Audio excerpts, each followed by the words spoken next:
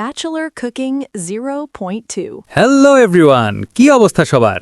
আজ আমাদের ব্যাচেলার ডেরায় এক এলাহি কাণ্ড হতে যাচ্ছে। আমরা ৬-৭ জন মিলে ঠিক করলাম আজ রাতে বিরিয়ানি পার্টি হবে, কিন্তু সমস্যা একটাই, পকেটে যা আছে তা দিয়ে বড়জোর বিস্কুট কেনা যায়। এখন আমাদের মিশন হচ্ছে টাকা ম্যানেজ করা, আর তাই সরাসরি চলে গেলাম ফার্মেসিতে। অবাক হচ্ছেন তো? আরে ভাই, এখন তো ওষুধের দোকানেই বিকাশ পাওয়া যায়। টাকা তুলে পকেট একটু গরম করলাম, এবার সোজা মুরগির দোকানে। মুরগি ভাইয়াকে বললাম এমন মুরগি দিতে যেটা দেখতে একদম হ্যান্ডসাম।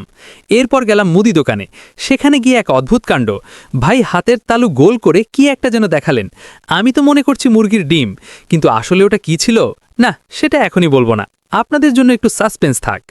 বাজার করতে করতে চোখে পড়ল সিলেদের সেই বিখ্যাত চা। ভাবলাম বাড়িতে এক প্যাকেট নিয়ে যাই।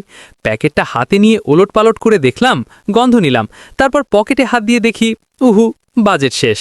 দীর্ঘশ্বাস ফেলে ওটা ওখানেই রেখে চলে এলাম সবজির দোকানে। সেখানে গিয়ে আমাদের বড় ভাইয়ের কাণ্ড দেখেন।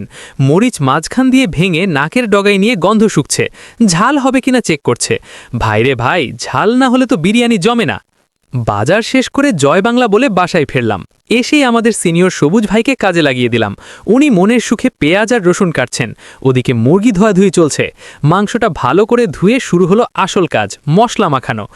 আদা, রসুন আর বিরিয়ানি মশলা সেই মাখামাখি দেখে এখনই জিভে জল চলে আসছে।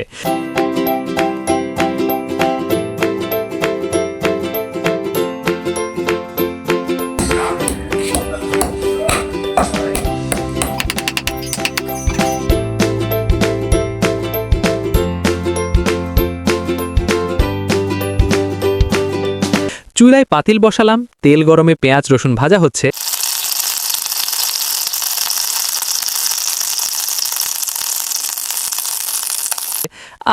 তেলের ওপর যখন মশলাগুলো কষানো হচ্ছিল, পুরো এলাকা মমও করছে গন্ধে। মাংসে মশলা দিয়ে একটু কষিয়ে নিচ্ছি।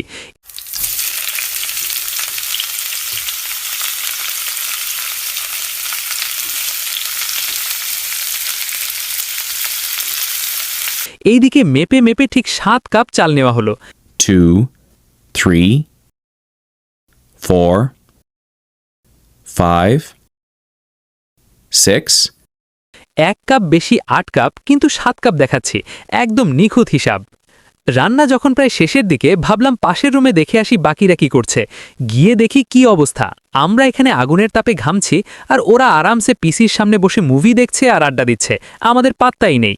মনে মনে বললাম দাঁড়াও বাবা, খাওয়ার সময় তো আসবা।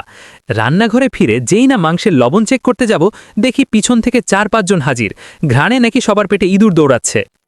এখন এই কষানো মাংসগুলো পাতিল থেকে একটা পাত্রে সাবধানে নামিয়ে নিচ্ছি। এই যে মাখা মাখা গ্রেভি আর ঝোল, এটাই কিন্তু বিরিয়ানির আসল প্রাণ। ওই একই পাতিলে এবার মেপে রাখা 7 কাপ, মানে 1 কাপ বেশি 8 কাপ চাল দিয়ে দিলাম। সাথে যোগ করছি রঙিন গাজর কুচি আর আস্ত কাঁচামরিচ, যা বিরিয়ানির লুকে একদম বিয়ের বাড়ির ভাইব নিয়ে আসবে। এর ওপর দিয়ে দিলাম সেই কষিয়ে রাখা মাংস আর আমাদের স্পেশাল গোপন মশলা। পরিমাণ মতো গরম পানি দিয়ে ঢাকনাটা দিয়ে দিলাম। সালাদ রেডি করা হচ্ছে, আর এই যে আমাদের বিরিয়ানি। ধোঁয়া ওঠা বিরিয়ানি যখন পাতিলে নাড়ছিলাম, মনে হচ্ছিল দুনিয়ার সব সুখ এই হাড়ির ভেতরেই। এবার খাওয়ার পালা। প্রথম 5 মিনিট কারো মুখে কোনো কথা নেই, শুধু হাড় চিবানো শব্দ হচ্ছিল। কিন্তু 10 মিনিট পর দেখা গেল আসল সিনারি। সবার পেট ভরে গেছে, কিন্তু পাতে এখনো অর্ধেক বিরিয়ানি বাকি। এখন শুরু হলো খাওয়ার সাথে যুদ্ধ। কেউ পানি খেয়ে গিলছে, কেউ জোর করে মুখে দিচ্ছে। খাওয়ার চেয়ে হাসাহাসি বেশি হচ্ছে। ভাইয়ের অবস্থা দেখে মনে হচ্ছে সে মনে হয় আজ বিরিয়ানির সাথে কুস্তি লড়ছে। যাই হোক, ব্যাচেলার লাইফের এই পার্টিগুলোই তো স্মৃতির পাতায় জমা থাকে। আজকের ব্লগটা এই পর্যন্তই। কেমন লাগলো আপনাদের ব্যাচেলারদের বিরিয়ানি পার্টি? সবাই ভালো থাকেন, আল্লাহ হাফেজ।